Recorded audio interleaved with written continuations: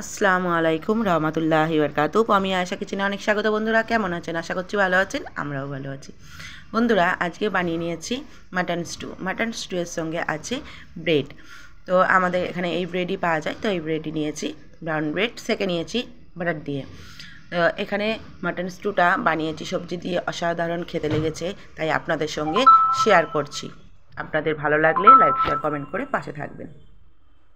এখানে নিয়ে নিয়েছি পেঁপে, আলু, টমেটো একটা, আদা ক্যাপসিকাম, অর্ধেক গাজর আর নিয়েছি বিনস। পেঁপেটাও অর্ধেক নিয়েছি, বড় পেঁপে ছিল। এখানে নিয়েছি পায়াটাকে ভালো করে পরিষ্কার করে নিয়েছি, ধুয়ে নিয়েছি। এখানে নিয়ে নিয়েছি রসুন, আদা, এখানে গোটা গরম মশলা দিয়েছি, দারচিনি, এলাচ, লবঙ্গ, তেজপাতা। এটা কড়াই বসিয়ে দিয়েছি।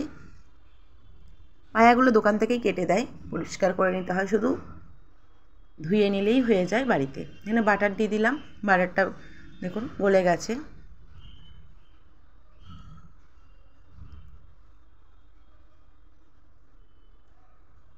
এর মধ্যে গরম মশলা দিয়ে দিচ্ছি, গোটা গরম মশলাগুলো দিয়ে দিলাম, গোলমরিচের পরিমাণটা বেশি আছে।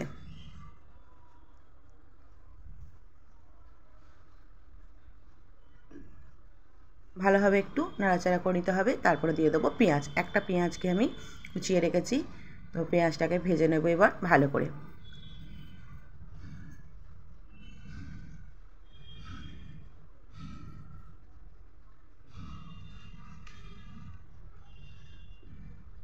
একটু নেড়ে চেড়ে নেওয়ার পরই এখানে রসুন কুচি আর আদা কুচি রেখেছিলাম, 5-6টা রসুনের কোয়া নিয়ে কুচিয়ে রেখেছিলাম, এবং আদা এক টুকরো আদাকে কুচিয়ে রেখেছিলাম,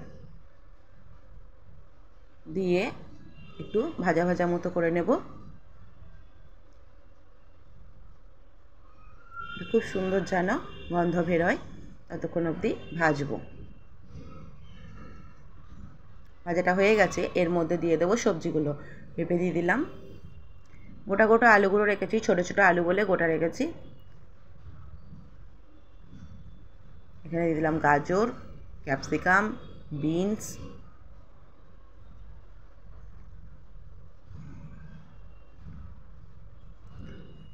দিয়ে দিলাম লবণ, দিয়ে ভালোভাবে এবার একটু নাড়াচাড়া করে নিলাম।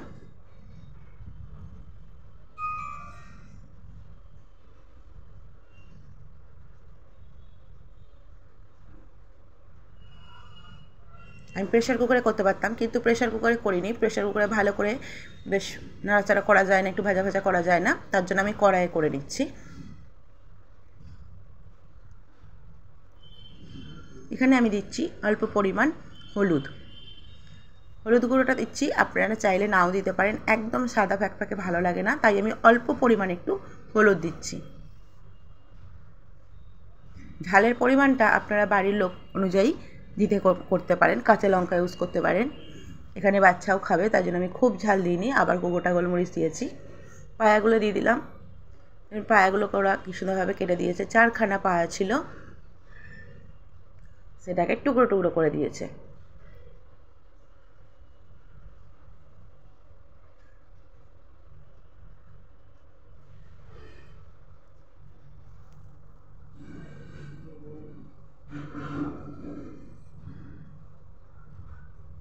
খুব সুন্দরভাবে পায়াগুলোকে দিয়ে সবজিগুলোর সাথে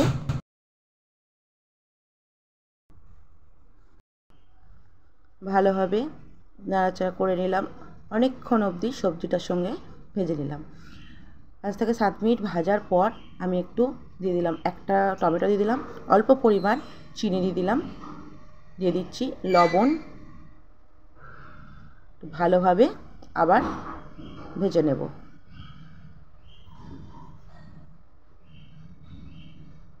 দেখুন সুন্দরভাবে হয়ে গেছে।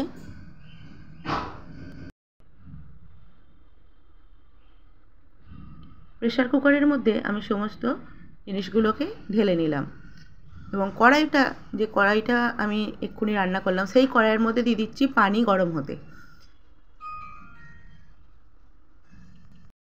পানিটাকে গরম হতে দেব, দেখুন দিয়ে দিলাম, পরিমাণ বুঝে পানি কম হলে আর একটু অ্যাড করে নেব।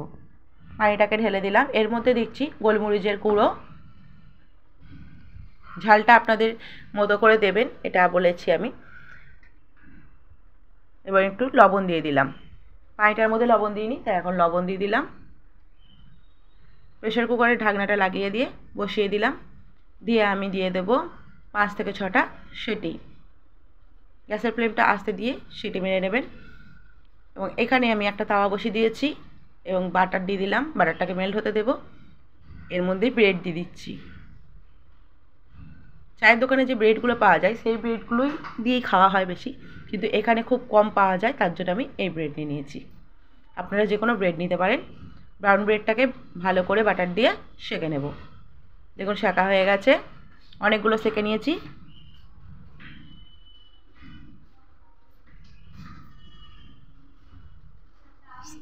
সেঁকে তুলে নিলাম। স্টুটাকে খুলে দেখাচ্ছি, সুন্দরভাবে হয়ে গেছে। এর মধ্যে বাটার দিয়ে একটু ভালোভাবে নাড়াচাড়া করে নেব। বাটির মধ্যে একটা ঢেলে নিলাম। কেমন লাগলো আপনাদের জানাবেন, খুব সুন্দর খেতে লাগে ব্রেড দিয়ে স্টুটা। এই শীতের দিনে এইভাবে বানিয়ে দেখবেন, ভালো লাগলে লাইক শেয়ার কমেন্ট করে আমার পাশে থাকবেন।